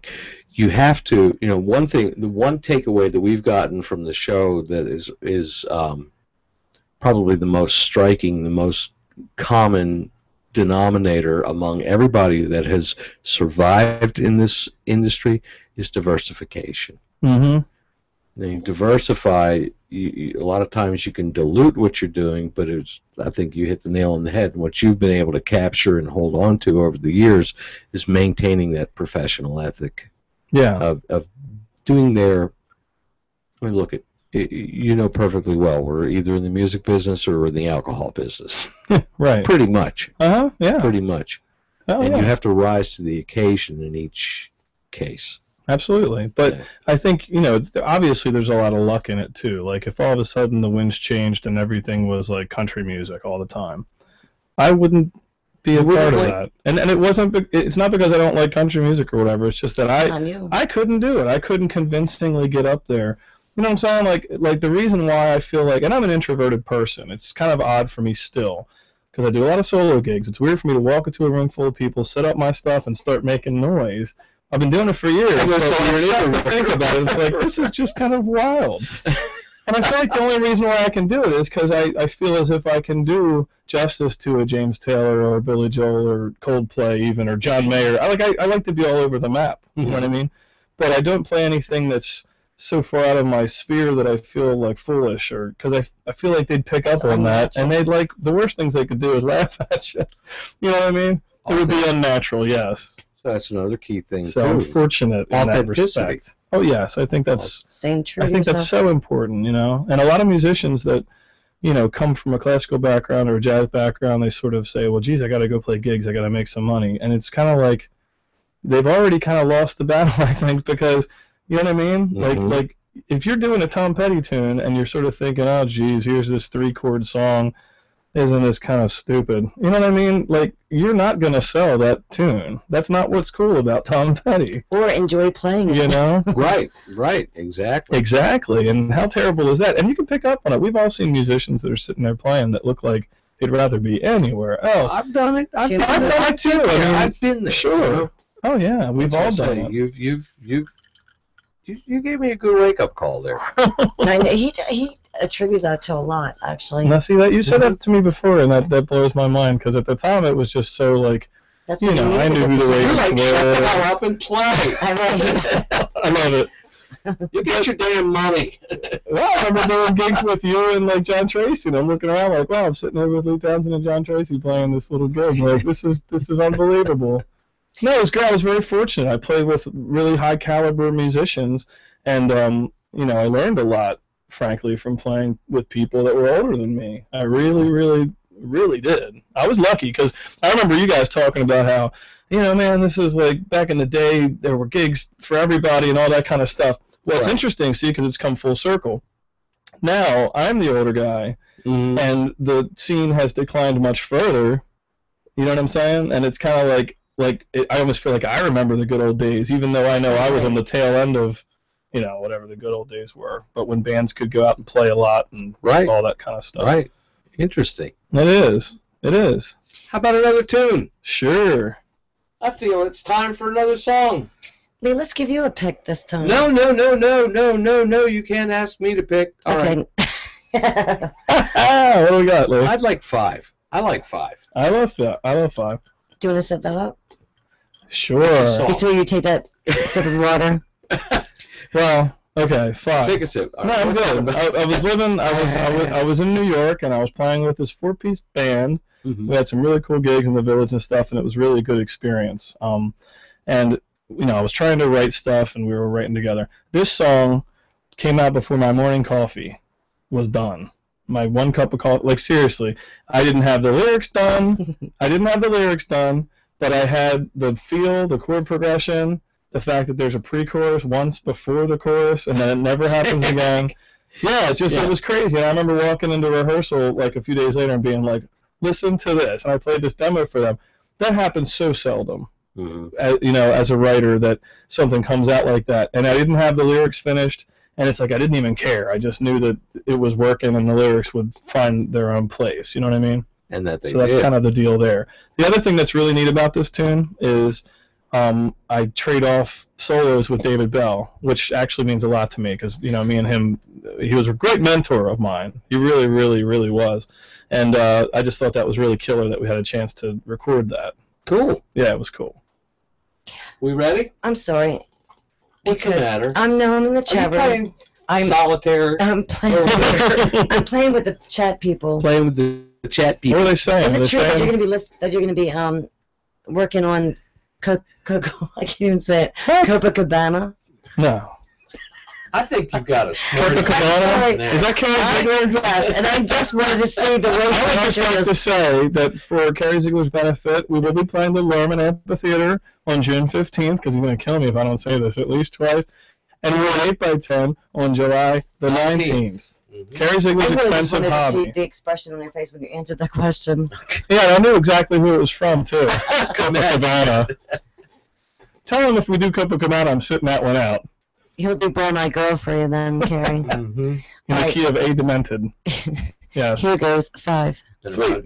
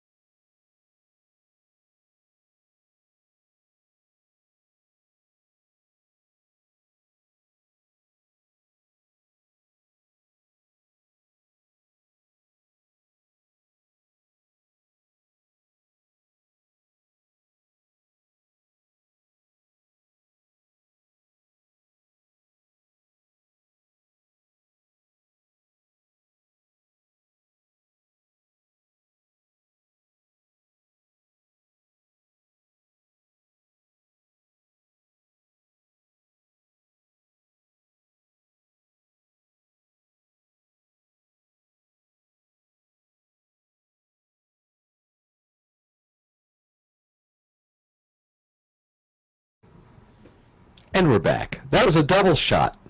Yes, we had a double shot. We just heard Trees. Mm-hmm. Another fave. Yeah. Fave. That was very similar. That song came flying out very naturally too. And I think you can kind of hear it. I don't know. It just sounds like it flows to me. Maybe because I've got So Brian, I'm not objective. Two different animals. Yes. You obviously. What's cooking? I mean, I love your writing. It's just you're brilliant. And you obviously love playing live because I've seen you a few times now. And you seem to really enjoy yourself. Yeah. How different are they? I mean, do you love both? Yeah, I totally love both. You mean writing and playing? Which one of your kids do you love better? Yeah, right. Seriously. Well, for me though, it's so different. Yeah, but being one of the hardest things I think is to be somebody who's creative yet can be technical at the same time. And I'm not an overly technical person. Like, you hear about people like Tom Dowd, the great producer who could build you the mixer, arrange the horn parts. You know what I'm saying? Like, I mean, literally had both sides of his brain working at maximum capacity. And so, I'm not saying I'm in that group or anything, but I've worked really hard to get better at the technology, so I do know how to record my stuff and mix it and make it sound good and all that kind of stuff. But I just enjoy every aspect of it. I can't say I love writing. Writing's hard. Writing is sort of a mental, it's a headache Exhausting. Most of the time. Like when I said those songs came flying out of me, right. There were dozens of other songs that didn't. Uh-huh. And you know what I mean? And if you musically or lyrically or both? Usually lyrically. Yeah. Usually wrapping your head around what the song wants to be and what it wants to say, and not being cheesy or trite or whatever. So you know what I mean? Yeah. So that's an important point. You let the song pick it. Yeah, I try to as much as I can. Now, I guess this is different. When I do all my children kind of stuff, I feel like that's more of a craft. Like I really am. Like I said, I can make it happen. If you need something by 8 a.m. tomorrow, I can give it to you. I can make it happen. Sure, I can make it happen. But on my own personal music with the lyrics and everything, it's just there's so much that I think needs to you need a synergy. You know what I mean, between the music and the sounds that's where the production comes in. Choosing the sounds, the guitar tones, the way that the vocals has a rasp or not a rasp, is high or low, or I try different keys, all this kind of stuff. The original music, song-wise, is much more in depth, I feel like. Lyrically, though, yeah, the song "Trees" that we just played, for example, that has a definite message to it. Oh yeah, it's a very strong message. Well, I watched a movie called My Dinner with Andre. Did you ever see that movie? I don't believe so. It's pretty cool. It's like a little indie film, and it's basically this guy is taking a subway to go meet his friend Andre, and he hasn't seen him in a few years, and he's heard he's cracked up. He was like a theater guy, and the whole movie is them having dinner, and Andre is telling him about this awakening he's had, where he was living this humdrum life, and now he stands on the corner and he watches the traffic light change from red to green to yellow to red and thinks, oh my God, it's amazing to be alive. Like seriously, like his mind is just being blown by everyday things because he's realizing how amazing it is to be alive. Mm-hmm. And one of the things was, we've heard he's talking to trees, like he's cracking up, And that's actually where that line came from, talking with trees. Really? Yeah, because it's just the whole. And I'm trying to get into some pretty deep stuff in that song, and it came flying out of me. And if I sit back, I can sort of be critical of it and say, well, geez, it sounds a little sort of hippy dippy or whatever. But it was one of those things where it came out of me, and it was so pure, and it was so right there that I just didn't fool with it. And on Faces and Masks, I just really tried to produce it well. I felt like that was my task. I wanted to do that song justice, production-wise, And so I wanted to be sort of a haunting. I mean, I mentioned Hitler in a pop song. I mean, my God. I know that is a heavy song. That is usually a buzzkill and a half. I know. You can't, and you got away with it. I got away with it because it was natural. I tapped into whatever that spirit is, and sometimes you get lucky and it flies. End all wars. Yeah. Yeah. Yeah, right. Because this tree has seen it all, and we're sort of momentary on this earth. It's all that kind of heavy stuff. Right. Yeah, but you can't. I don't think you can fake something like that. It just came out of me. Yeah. And then sometimes you look at the page and you're like, Lordy, look at that. That's amazing. Like, where did that come from? I don't know. I feel like it's almost like McCartney getting up and singing Scrambled Eggs. And I'm not comparing it to that, but it's the same sort of like, where did that come from? And he went around to his friends and hummed it. Is this anything? No, I think you wrote it, you know. Yeah. Right. Sometimes that happens. Uh-huh. Sometimes. Cool. So where can people get your music? Oh, well, it's on iTunes. You just can search for Brian Comotto, Comotco, Brian with an I. And I think I'm also at like CD Baby and Amazon and stuff like that. Okay. And I've got, you know, I do have hard copy CDs. I have a couple hundred of them left. Real CDs. Which I, you know, usually try to have at some of my shows. So. Very cool. Yeah, they're pretty available. And if anybody wants to see your schedule of where you're doing your solo performances, it's briancomotto.com. briancomotto.com. Which is a cool website, by the way. Yeah, thanks. There's a lot of different things on there. I love your bio. You're actually thanks. talking. There's some cool stuff on there. And yeah, that was a video that a guy, like a film student, made last summer. It was really neat. Cool experience. But he got an A. Yeah, he did a good job. It was pretty cool. It was neat. But I'm not always great about posting my schedule there, and I really, because of this radio show, I am making a resolution this summer to be better about that. Okay, you heard it here first, folks. I know. But the other thing is, on Facebook, I've just got a Brian Comotto music page where I usually announce all my dates and all that kind of stuff. So. The Facebook. Do you do the YouTubes? You don't do the YouTubes yet, do you? You know, I have not. The Vimeo. I have not. Vimeo. You know what? I've really learned in my career. I think I sort of limit myself some. I mean, I know I don't seem like I limit myself. I do a lot of different things, but video is like a whole different thing. Do you know what I mean? Yeah, kind of. Yeah, I've spent so much time trying to master the audio sound part of it as much as I can that the video thing is just a whole other ball of wax. So awesome. This is a bummer. We only have about 10 minutes left. Oh. We have to get another song in at least. I know, but I have a question for you. Mm-hmm. Because your last name is Italian. You don't look Italian. I know. Northern Irish Italian. or something mixed in there. My mom is Scot-Irish. And, nice mix. and also Bohemian, so Eastern European. And my father, his family is from Northern Italy, Piemonte. They drink wine and fight. No, they don't fight. They drink wine and they cry and they hug. Right, exactly. That's how my family is. Right. Does your laughing right now? I'm probably crying too. Big Italian family, are they an influence at all in your music or your career? I think they're an influence on everything that I've done in my life, frankly, because, you know, I remember what I said about not really having expectations and stuff about my musical career. I just think that my musical career was not the most important thing to me. I really had like a sort of an immigrant's sort of a set of values. You know what I mean? Like That's I was trying. Set of values to have. It's a great set of values to have. You know, like trying to take care of your responsibility first and foremost. You know what I mean? So I wasn't really sitting around dreaming all day. I'm trying to support a family, and I wanted a family, and all that kind of stuff comes from my family. You're the most adorable family. Thank you. Yes. Love your wife. The kids I haven't met, but they're. I married a very beautiful woman. She is very beautiful. And we have 2 very beautiful children. Yeah. Okay, the last part of the Italian thing. At one point, I had these written down. I was teasing Carrie about it, Carrie Ziegler, because it seems like more than half of the members of Expensive Hobby are Italian. I told him he must be obsessed or really like Italians down to the merch. They made him an offer that he can't refuse. Maybe that's what it was. Maybe that's what it was. I've played with a lot of Italians. I don't know why. Yeah, I was in a band in New York full of Italians from Brooklyn.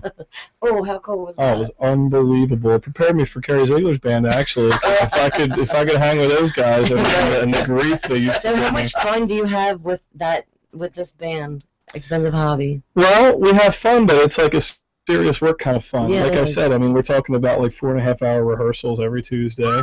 Yeah, I'm really surprised. It doesn't just happen. You. Yeah.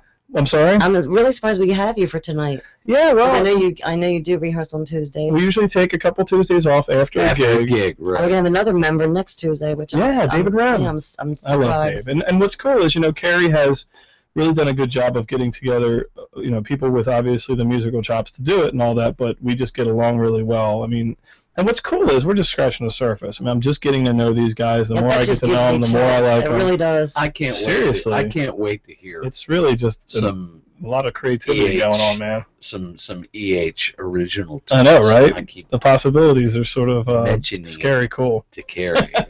Sure. It's part of the master plan. Oh, indeed. Right. How about one more tune before we got to bug out of here? All right, sure. You pick it. What's a good closer for you? Oh, my Lord. I know exactly what it is. It's called Good Night. Good. And it's the last song on the CD, and I've been, like, singing that song forever. I love that song. And this is for my cousin Julie, because Julie, whenever we do anything, I got to sing Good Night, like, at the end. You know what I mean? Now, Good Night, if we have a second? Yes. Let me set this up. Good Night is two songs thrown together. I had this song. Strawberry Fields. Well, that was like two different total recordings. I had this song, every day that passes, you're a little bit older. No use crying when you put the world on your shoulders, okay? Right. And it was this sort of vaudevillian, weird, sarcastic, I didn't know what the hell to do with it. And then a few years, seriously, lyrics, everything. And then a few years later, the first part of Good Night, I wrote totally independent, and it was really neat. I just kind of like, oh yeah, I remember that thing I had a few years ago, and I put them together. And Chris Wolf played clarinet. He's a colleague of mine at the Community College of Baltimore County. And unfortunately, we didn't get to talk much about the recording program, but Chris is assistant principal clarinetist of the Baltimore Symphony Orchestra and is world class. No slouch. And so, he came down and played some clarinet for me, and it's killer. That's some great stuff. We do have a couple minutes once we go off the air. Okay, cool. Continue recording for the archive. If cool. You want. Yeah. So. Here we go. Good night. Good night.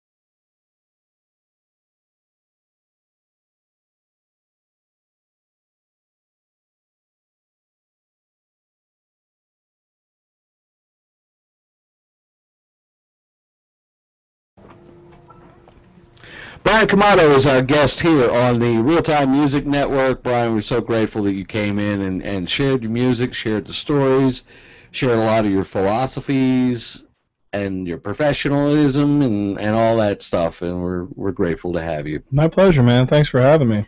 Anytime. Bev? Next week? Next week! I don't want this one to end. All right, we're going to keep... We can do it again sometime. All right, That's cool. all. We'll play the... We'll have a part 2. We'll have to change... We'll play the next half of the CD. Yeah. Okay. Next time. We've had round 2s before. We've had many. Round 2s. Ding, ding. What? I have a feeling that after the Allurement Amphitheater on June 15th, Yeah. I'll have a Tuesday off. That's June 15th. Yeah, I think you will I'm earn just it. saying. Well, there's another date in July, isn't there? July Yes, 9th? after July 19th at Right. the 8 by 10. I'll probably be off that Tuesday as well. That's Tuesday as well. Right, Mr. Ziegler, right? Dan Protect. Oh, he's out of the chat room. He's still listening. We may be able to coax him to come on the show. Oh, that'd be sometime. killer. You think? We've tried. You think you can put a word in for us? I'll do my best. I mean, you got me this week and Dave Wren next week. Yeah. Are you going to have Andy on, or maybe Andy has already been I'm on? Or? dying to ask Andy. Yeah, I mean, all those guys. Yeah. Scott, Mike Gambone, they're all All those incredible. players, Yeah. yeah. Jeff Chavarini. They truly are. Everybody. Kerry Ziegler's expensive hobby. Indeed. Ask for it by name. And next week is Dave Wren. Yes. 60 seconds. Thank you, nice English lady. Saxophone player for Kerry Ziegler. Well, for many different people, but He's done a lot of recording. You ever worked with him recording other projects? No, not yet. No, not yet. No. Wow. And Dave is a wonderful teacher as well. Yeah. Yeah. Towson High School. it should be fun. Towson High School? Yeah. Dave Really? Wren. Mm-hmm. Do you know that? Mhm. Isn't that your alma mater? Cool. Not me. I grew up in the sticks. There's a lot of musicians from that area, though. What, the sticks? From your Towson. sticks, not Towson. Yeah, there are. Your sticks. My sticks. Yes, Westminster, not Uh, Westminster. I'm sorry, there are. Reisterstown. Reisterstown. Yeah. Yeah, there are, yeah. Yeah. Something in the water. CZ is one of them. Yeah. She's on my nerves. She gets on my nerves all the time. Anyhow, tune in next week, folks. Brian, thank you so much. Thank You're you, very Brian. welcome. And if you can stick around for a couple of Sure. minutes, Sure. I really am keen to know about this educational program. Sure. Are we clear? We're clear. We're off the air. So, you teach. Yeah. Something I've been keen to ask you. Sure. You probably have a lot of students. Yeah. A significant number of students that Mhm. you teach. You teach recording technology and pretty much anything to do with that. Mm-hmm. Yeah. Just all recording them. Well, there's a live sound course. I teach a class really? called MIDI and Music Production. Oh, It's cool. it's a 30-credit certificate program. Wow. And when I came in, I got hired to sort of run it, in 2004, and we Right. had 6 students coming in. 6. And this past September, we had 41 coming in. So we've built the What program. age? That's, yeah. What age? I mean, anywhere College. from 18. Yeah, but we've got some people that are like in their 30s and 40s. Oh, and, really? And yeah, people that just Does kind of. somebody like me could go in there? Anybody can go, and that's what's So cool how about the community advanced are they college. when they get to you? We Or not? assume they know nothing. Oh, okay. A lot of them are pretty. I wouldn't say advanced necessarily, but have some experience Right. and stuff. What's really weird now, and we talked about this before, is with computers, like people have a lot of gear already, Everybody Right, can there's have no their own exposed. recording but they have studio no in their idea how house. to use it. Right. You know what I mean? They have They're no exposed to what's idea. available, but not. Well, that's Hands kind of on. what I was getting at. How much So- unteaching do you have to do Yeah. A lot. and then start? So And you I have have- to kind of Yeah, and tie the machine down to all the parts and then put it back together. You kind of do, and it's it's every bit as stimulating to me as like playing my gigs and writing music. I mean, it really, because I have to be. I call myself the cat herder. If I have I'm just saying, I might have 2 sections of 20 students coming in now. They're all from, like I said, people who sit there like a bump in a log and don't know anything about it Right. and are just interested. And then the people who sort of come in with their chest all sticking out, like they got it all figured out. In which case, You you ask them why they're there. Right, right. Well, yeah, and they all reach a point where they're just like, oh, I don't know that. I think I'll shut up a little bit. You know what I mean? Oh, good, good. Yeah. And really, what we do, we try to train people's ears, I think, more than anything, because when they first come in, they can't hear, the right. technical things. If I grab 1K and pull it down to 4 dB, they look at me like, and we got to train them to hear that kind of stuff. There are some schools that don't need to be mentioned by name where they go through a course and people come out and say, well, I'm an engineer now. Right. And really all they've done is pretty much learn the words. Right. What all the equipment is called. Do you run into that? Of course I do. And the thing is, I don't really, I wouldn't claim to be, churning out engineers. You know what I mean? They get a certificate in audio technology, which I think means that they have a good foundation that they can build on. You know what I mean? They have a pretty good foundation in computers. They know their way around, a DAW to record and do some editing and stuff like that. And they have a pretty good concept, and they have experience in tracking and mixing and juggling a pretty big session. Yeah. But from there, what's really neat, man, is that they all have gone in different directions. I mean, some people just kind of say, well, that was fun, now I got to do something more serious or whatever.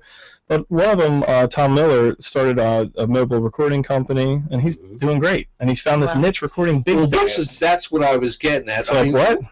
There's got to be, that was like the negative side of it. There's got to be a positive side of it where you got guys with real promise. Yeah, the upside is amazing. Yeah. Oh yeah. I don't mean to. As a matter of fact, it blows my mind, man. A student of ours got really into fixing and maintenance of things, and he just got hired at API in Silver Spring, which is one of the three best. Yeah. One of the three most respected. It's Neve, SSL, and API. So. Did your mom? It's a feather in our cap, man. And anyway, I could mention 10 other people that, but the thing is they sort of get a foundation with us, and then they kind of follow their bliss, if you like, and they can sort of get into different things, and it's really been cool. It's really been cool. That's got to be rewarding to you, too. Oh, it's unbelievable. It's amazing. Little places that they go to and that they feel comfortable with or excel in. What's really gratifying is I'm not somebody who really thinks about geez, I'm doing this for people, and I'm doing this, and I'm doing that. I usually just kind of, it's my approach is the same to everything. I think I just kind of put my head down and do my best, and then after I've been at CCBC 10 years, and then you can look back and go, wow, I did that for you, because I get people tell me stuff, I learned this, I learned that. It's amazing. It blows my mind. Right. You built a whole curriculum. Well, I've tinkered with it. It was John Grant. You know John Grant, sure, and Bill Watson, who teaches at CCBC, and they sort of wrote all the syllabi and all that stuff. Right. And over the years, I've tinkered with it, and they've left me free to kind of nip and tuck and adjust and also move with the times. That we've had great support financially, so we've stayed on top. We've got the latest and the greatest Mac computers and all this kind of stuff. Oh, it's great. Well, and you're probably the best judge of that because you have the most hands-on experience with actual on the firing line with the students, and where maybe the syllabus it may not it worked great on paper, but when you get into the practical application of it, absolutely, that you may have to kind of tailor I'm so far the course removed from that. I've never I learned piano in grade school. That's about it. But I'm curious, just because of this show. Yeah. We have so many different musicians from so many different genres and all that kind of stuff. I know people hate being labeled, but some people really do. And to me, there are genres of music. But so when you have students that come in and say one totally loves rock and roll and the other one likes country, the other one's jazz, you have to deal with every bit of that. And their thoughts and tastes and everything else have got to... You do. If I could amplify that a little bit, too, you also have something that might be a little more...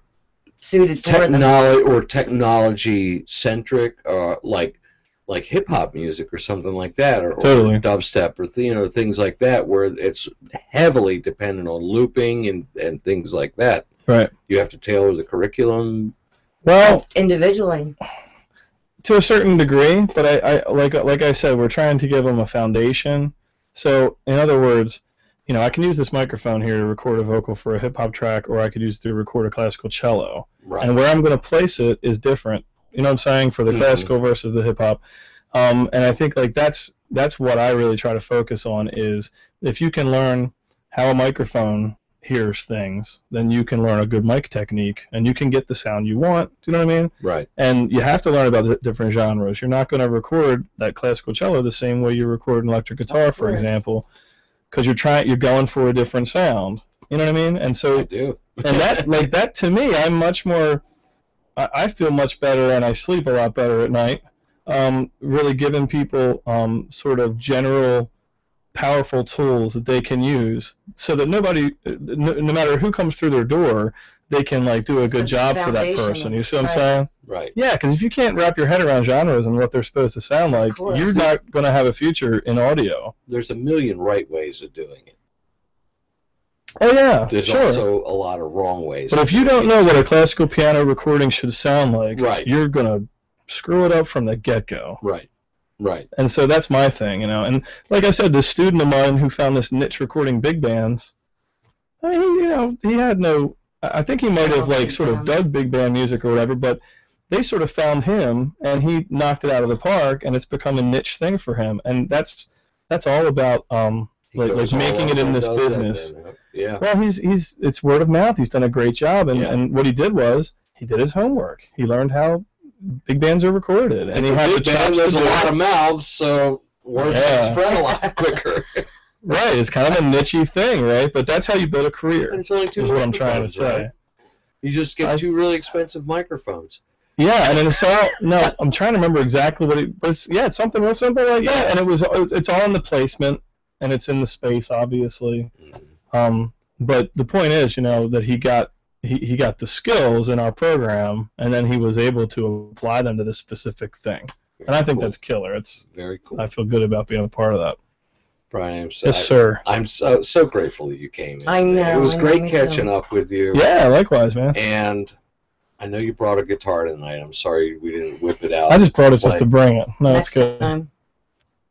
Because there's going to be. We've only had one live performance in studio here. Yeah, Bev told me it didn't work out too well. Historically. Sound wise. Yeah. Sound wise. That's what. Yeah, sound wise. Because it was just that mic. Right. I mean, it's a nice mic, but you talk about mic placement. Right. The way because when you play, you know, for speech, it's a little bit different. Sure. Settings. Oh yeah. Than what you would do if you're singing out and playing an acoustic guitar. So it tended to sound a little distorted. I can imagine. Stop Ross it. Metcalf loved him and his music. Oh, awesome. Killer. Awesome. Well, thanks, man. Maybe I'll get some hits on iTunes. That'd be nice. Well, that would be great. Well, what's so great, man, about having something recorded, and I'm so glad I did that CD, and I'm going to do another one, by the way. Cool. Excuse me. He's like, once you do it, it's there forever. You know what I'm saying? Like, it's not like I get up in the morning and I'm trying to promote my music. Right. But anytime I can do it, it's great. Of course. Yeah. Sure. And it's there. Do you mind if I ask Carrie if I can sell your merch at his show? You should ask him. I'd love to hear what he says. Tell him I got T-shirts and hats. I'm kidding about that. Frisbees. Okay. You will come back on a Tuesday night when you're off? Yeah, definitely. Because we do have another half a record to cover. Yes, yeah, well, yeah. And but seriously, look at. Don't talk so much next time. Look at I mean, if you can, look at the Tuesday. This is your producer, Mister. Look at the Tuesday after Lerman and the Tuesday after 8 by 10. Okay. If you guys have an availability, I mean, I could do it. June. We have one. We have one. June 2 weeks 15th after, is coming up. Yeah. Yeah, we have 2 weeks after. Father's Day, because OC and them guys are going to be on. But then July would be good. July would be good. Yeah, we'll talk. We'll work it out. There's always stuff to talk about. Got to get Mr. Ziegler on the show, though. I know. I He agree. wants to. I mean, the biggest thing was. He's not that shy, is he? No. Yeah, he's so shy. He wants to. I know he does, but I mean, it was like the whole rehearsing on Tuesdays for one. I know that. And then I mean, plus him doing videos and all that kind of stuff. I mean, that's just crazy. He's busy. Yeah. Plus he's working. He's a trip with those videos. It was a funny one on Saturday, wasn't it? Love it. Do you know what was Club 666? Oh, it was a new one? They did a new video? That's big. He's got a new video. My favorite. If you had to pick a favorite, what would be yours? Oh, geez. I like the one... Last the last gig, right? Not the very last one, the second one. Right. Where they did... The April show. I was there. Oh, okay. Yeah, and Scott were going to go make some money, and it said gigs booked, 10, 12, 15, 20. But then I loved it how the band was already there and just went right into it. That was cool. He's good with that. And that worked. Yeah, big time. I mean, I heard the first time it was Yeah, the first it was Well, Carrie was that was losing in his Miscue. mind. Yeah, but this one was Scott Vernon, you know, like sitting on the couch, and he's just like, man, this band, what a bunch of douchebags, man. It was so funny. And then he has these sunglasses on, and the camera gets on, and he's like, you want to know the truth, man? This band is a cult. And then all of a sudden, like, Carrie put this effect on his face so that his head got real long. It was like Max Headroom or something. So all you people there at Club 666 thought it was Run Like Hell. And it went right into Run Like Hell by Pink Floyd. Oh, man. It was the same kind of thing. The band just bang. He likes to do a show. I mean, I love that. Exactly. I'm so into it. It's killer. What's nice is it's not the same show. Oh my God, no. It's different every time. Yeah. And that's another page out of the Zappa songbook. Yes. Yeah, I love that about the group. Tonight we're going to play this one reggae. Yeah, right. What? We're going to play it in 9/8. Right, exactly. Yeah. Yeah. He would do crap. Yeah, I hear Linda Ronstadt needs a guitarist. He would say that kind of shit to like Steve Vai and those guys. Yeah, he'd have the most incredible band, you know, and he would just like keep them on their toes. Cool. Wow. Well, thanks, you guys. Thank you, Brian.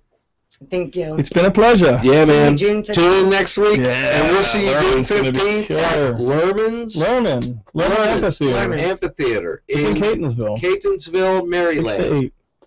From 6 p.m. to 8 p.m. Yeah, and you can bring you know, your blanket and your chairs, and so all those fathers out there. You tell the wife, I want to go to Lerman Amphitheater. Your kids Yeah, it's all cool. It's kid friendly. It's going to be really cool. Carrie's going to behave himself, I think. Really? Kinda. I gotta see that. I know, right? I'm trying to find your send-off song. I mean, soundbite. I can't find it. It's at the very top. I'm not. Oh, I'm not. Oh, there it is. Gotcha. Very top. Gotcha. So we're gonna say goodnight, everybody, and we'll see yous next week. Ciao, ciao.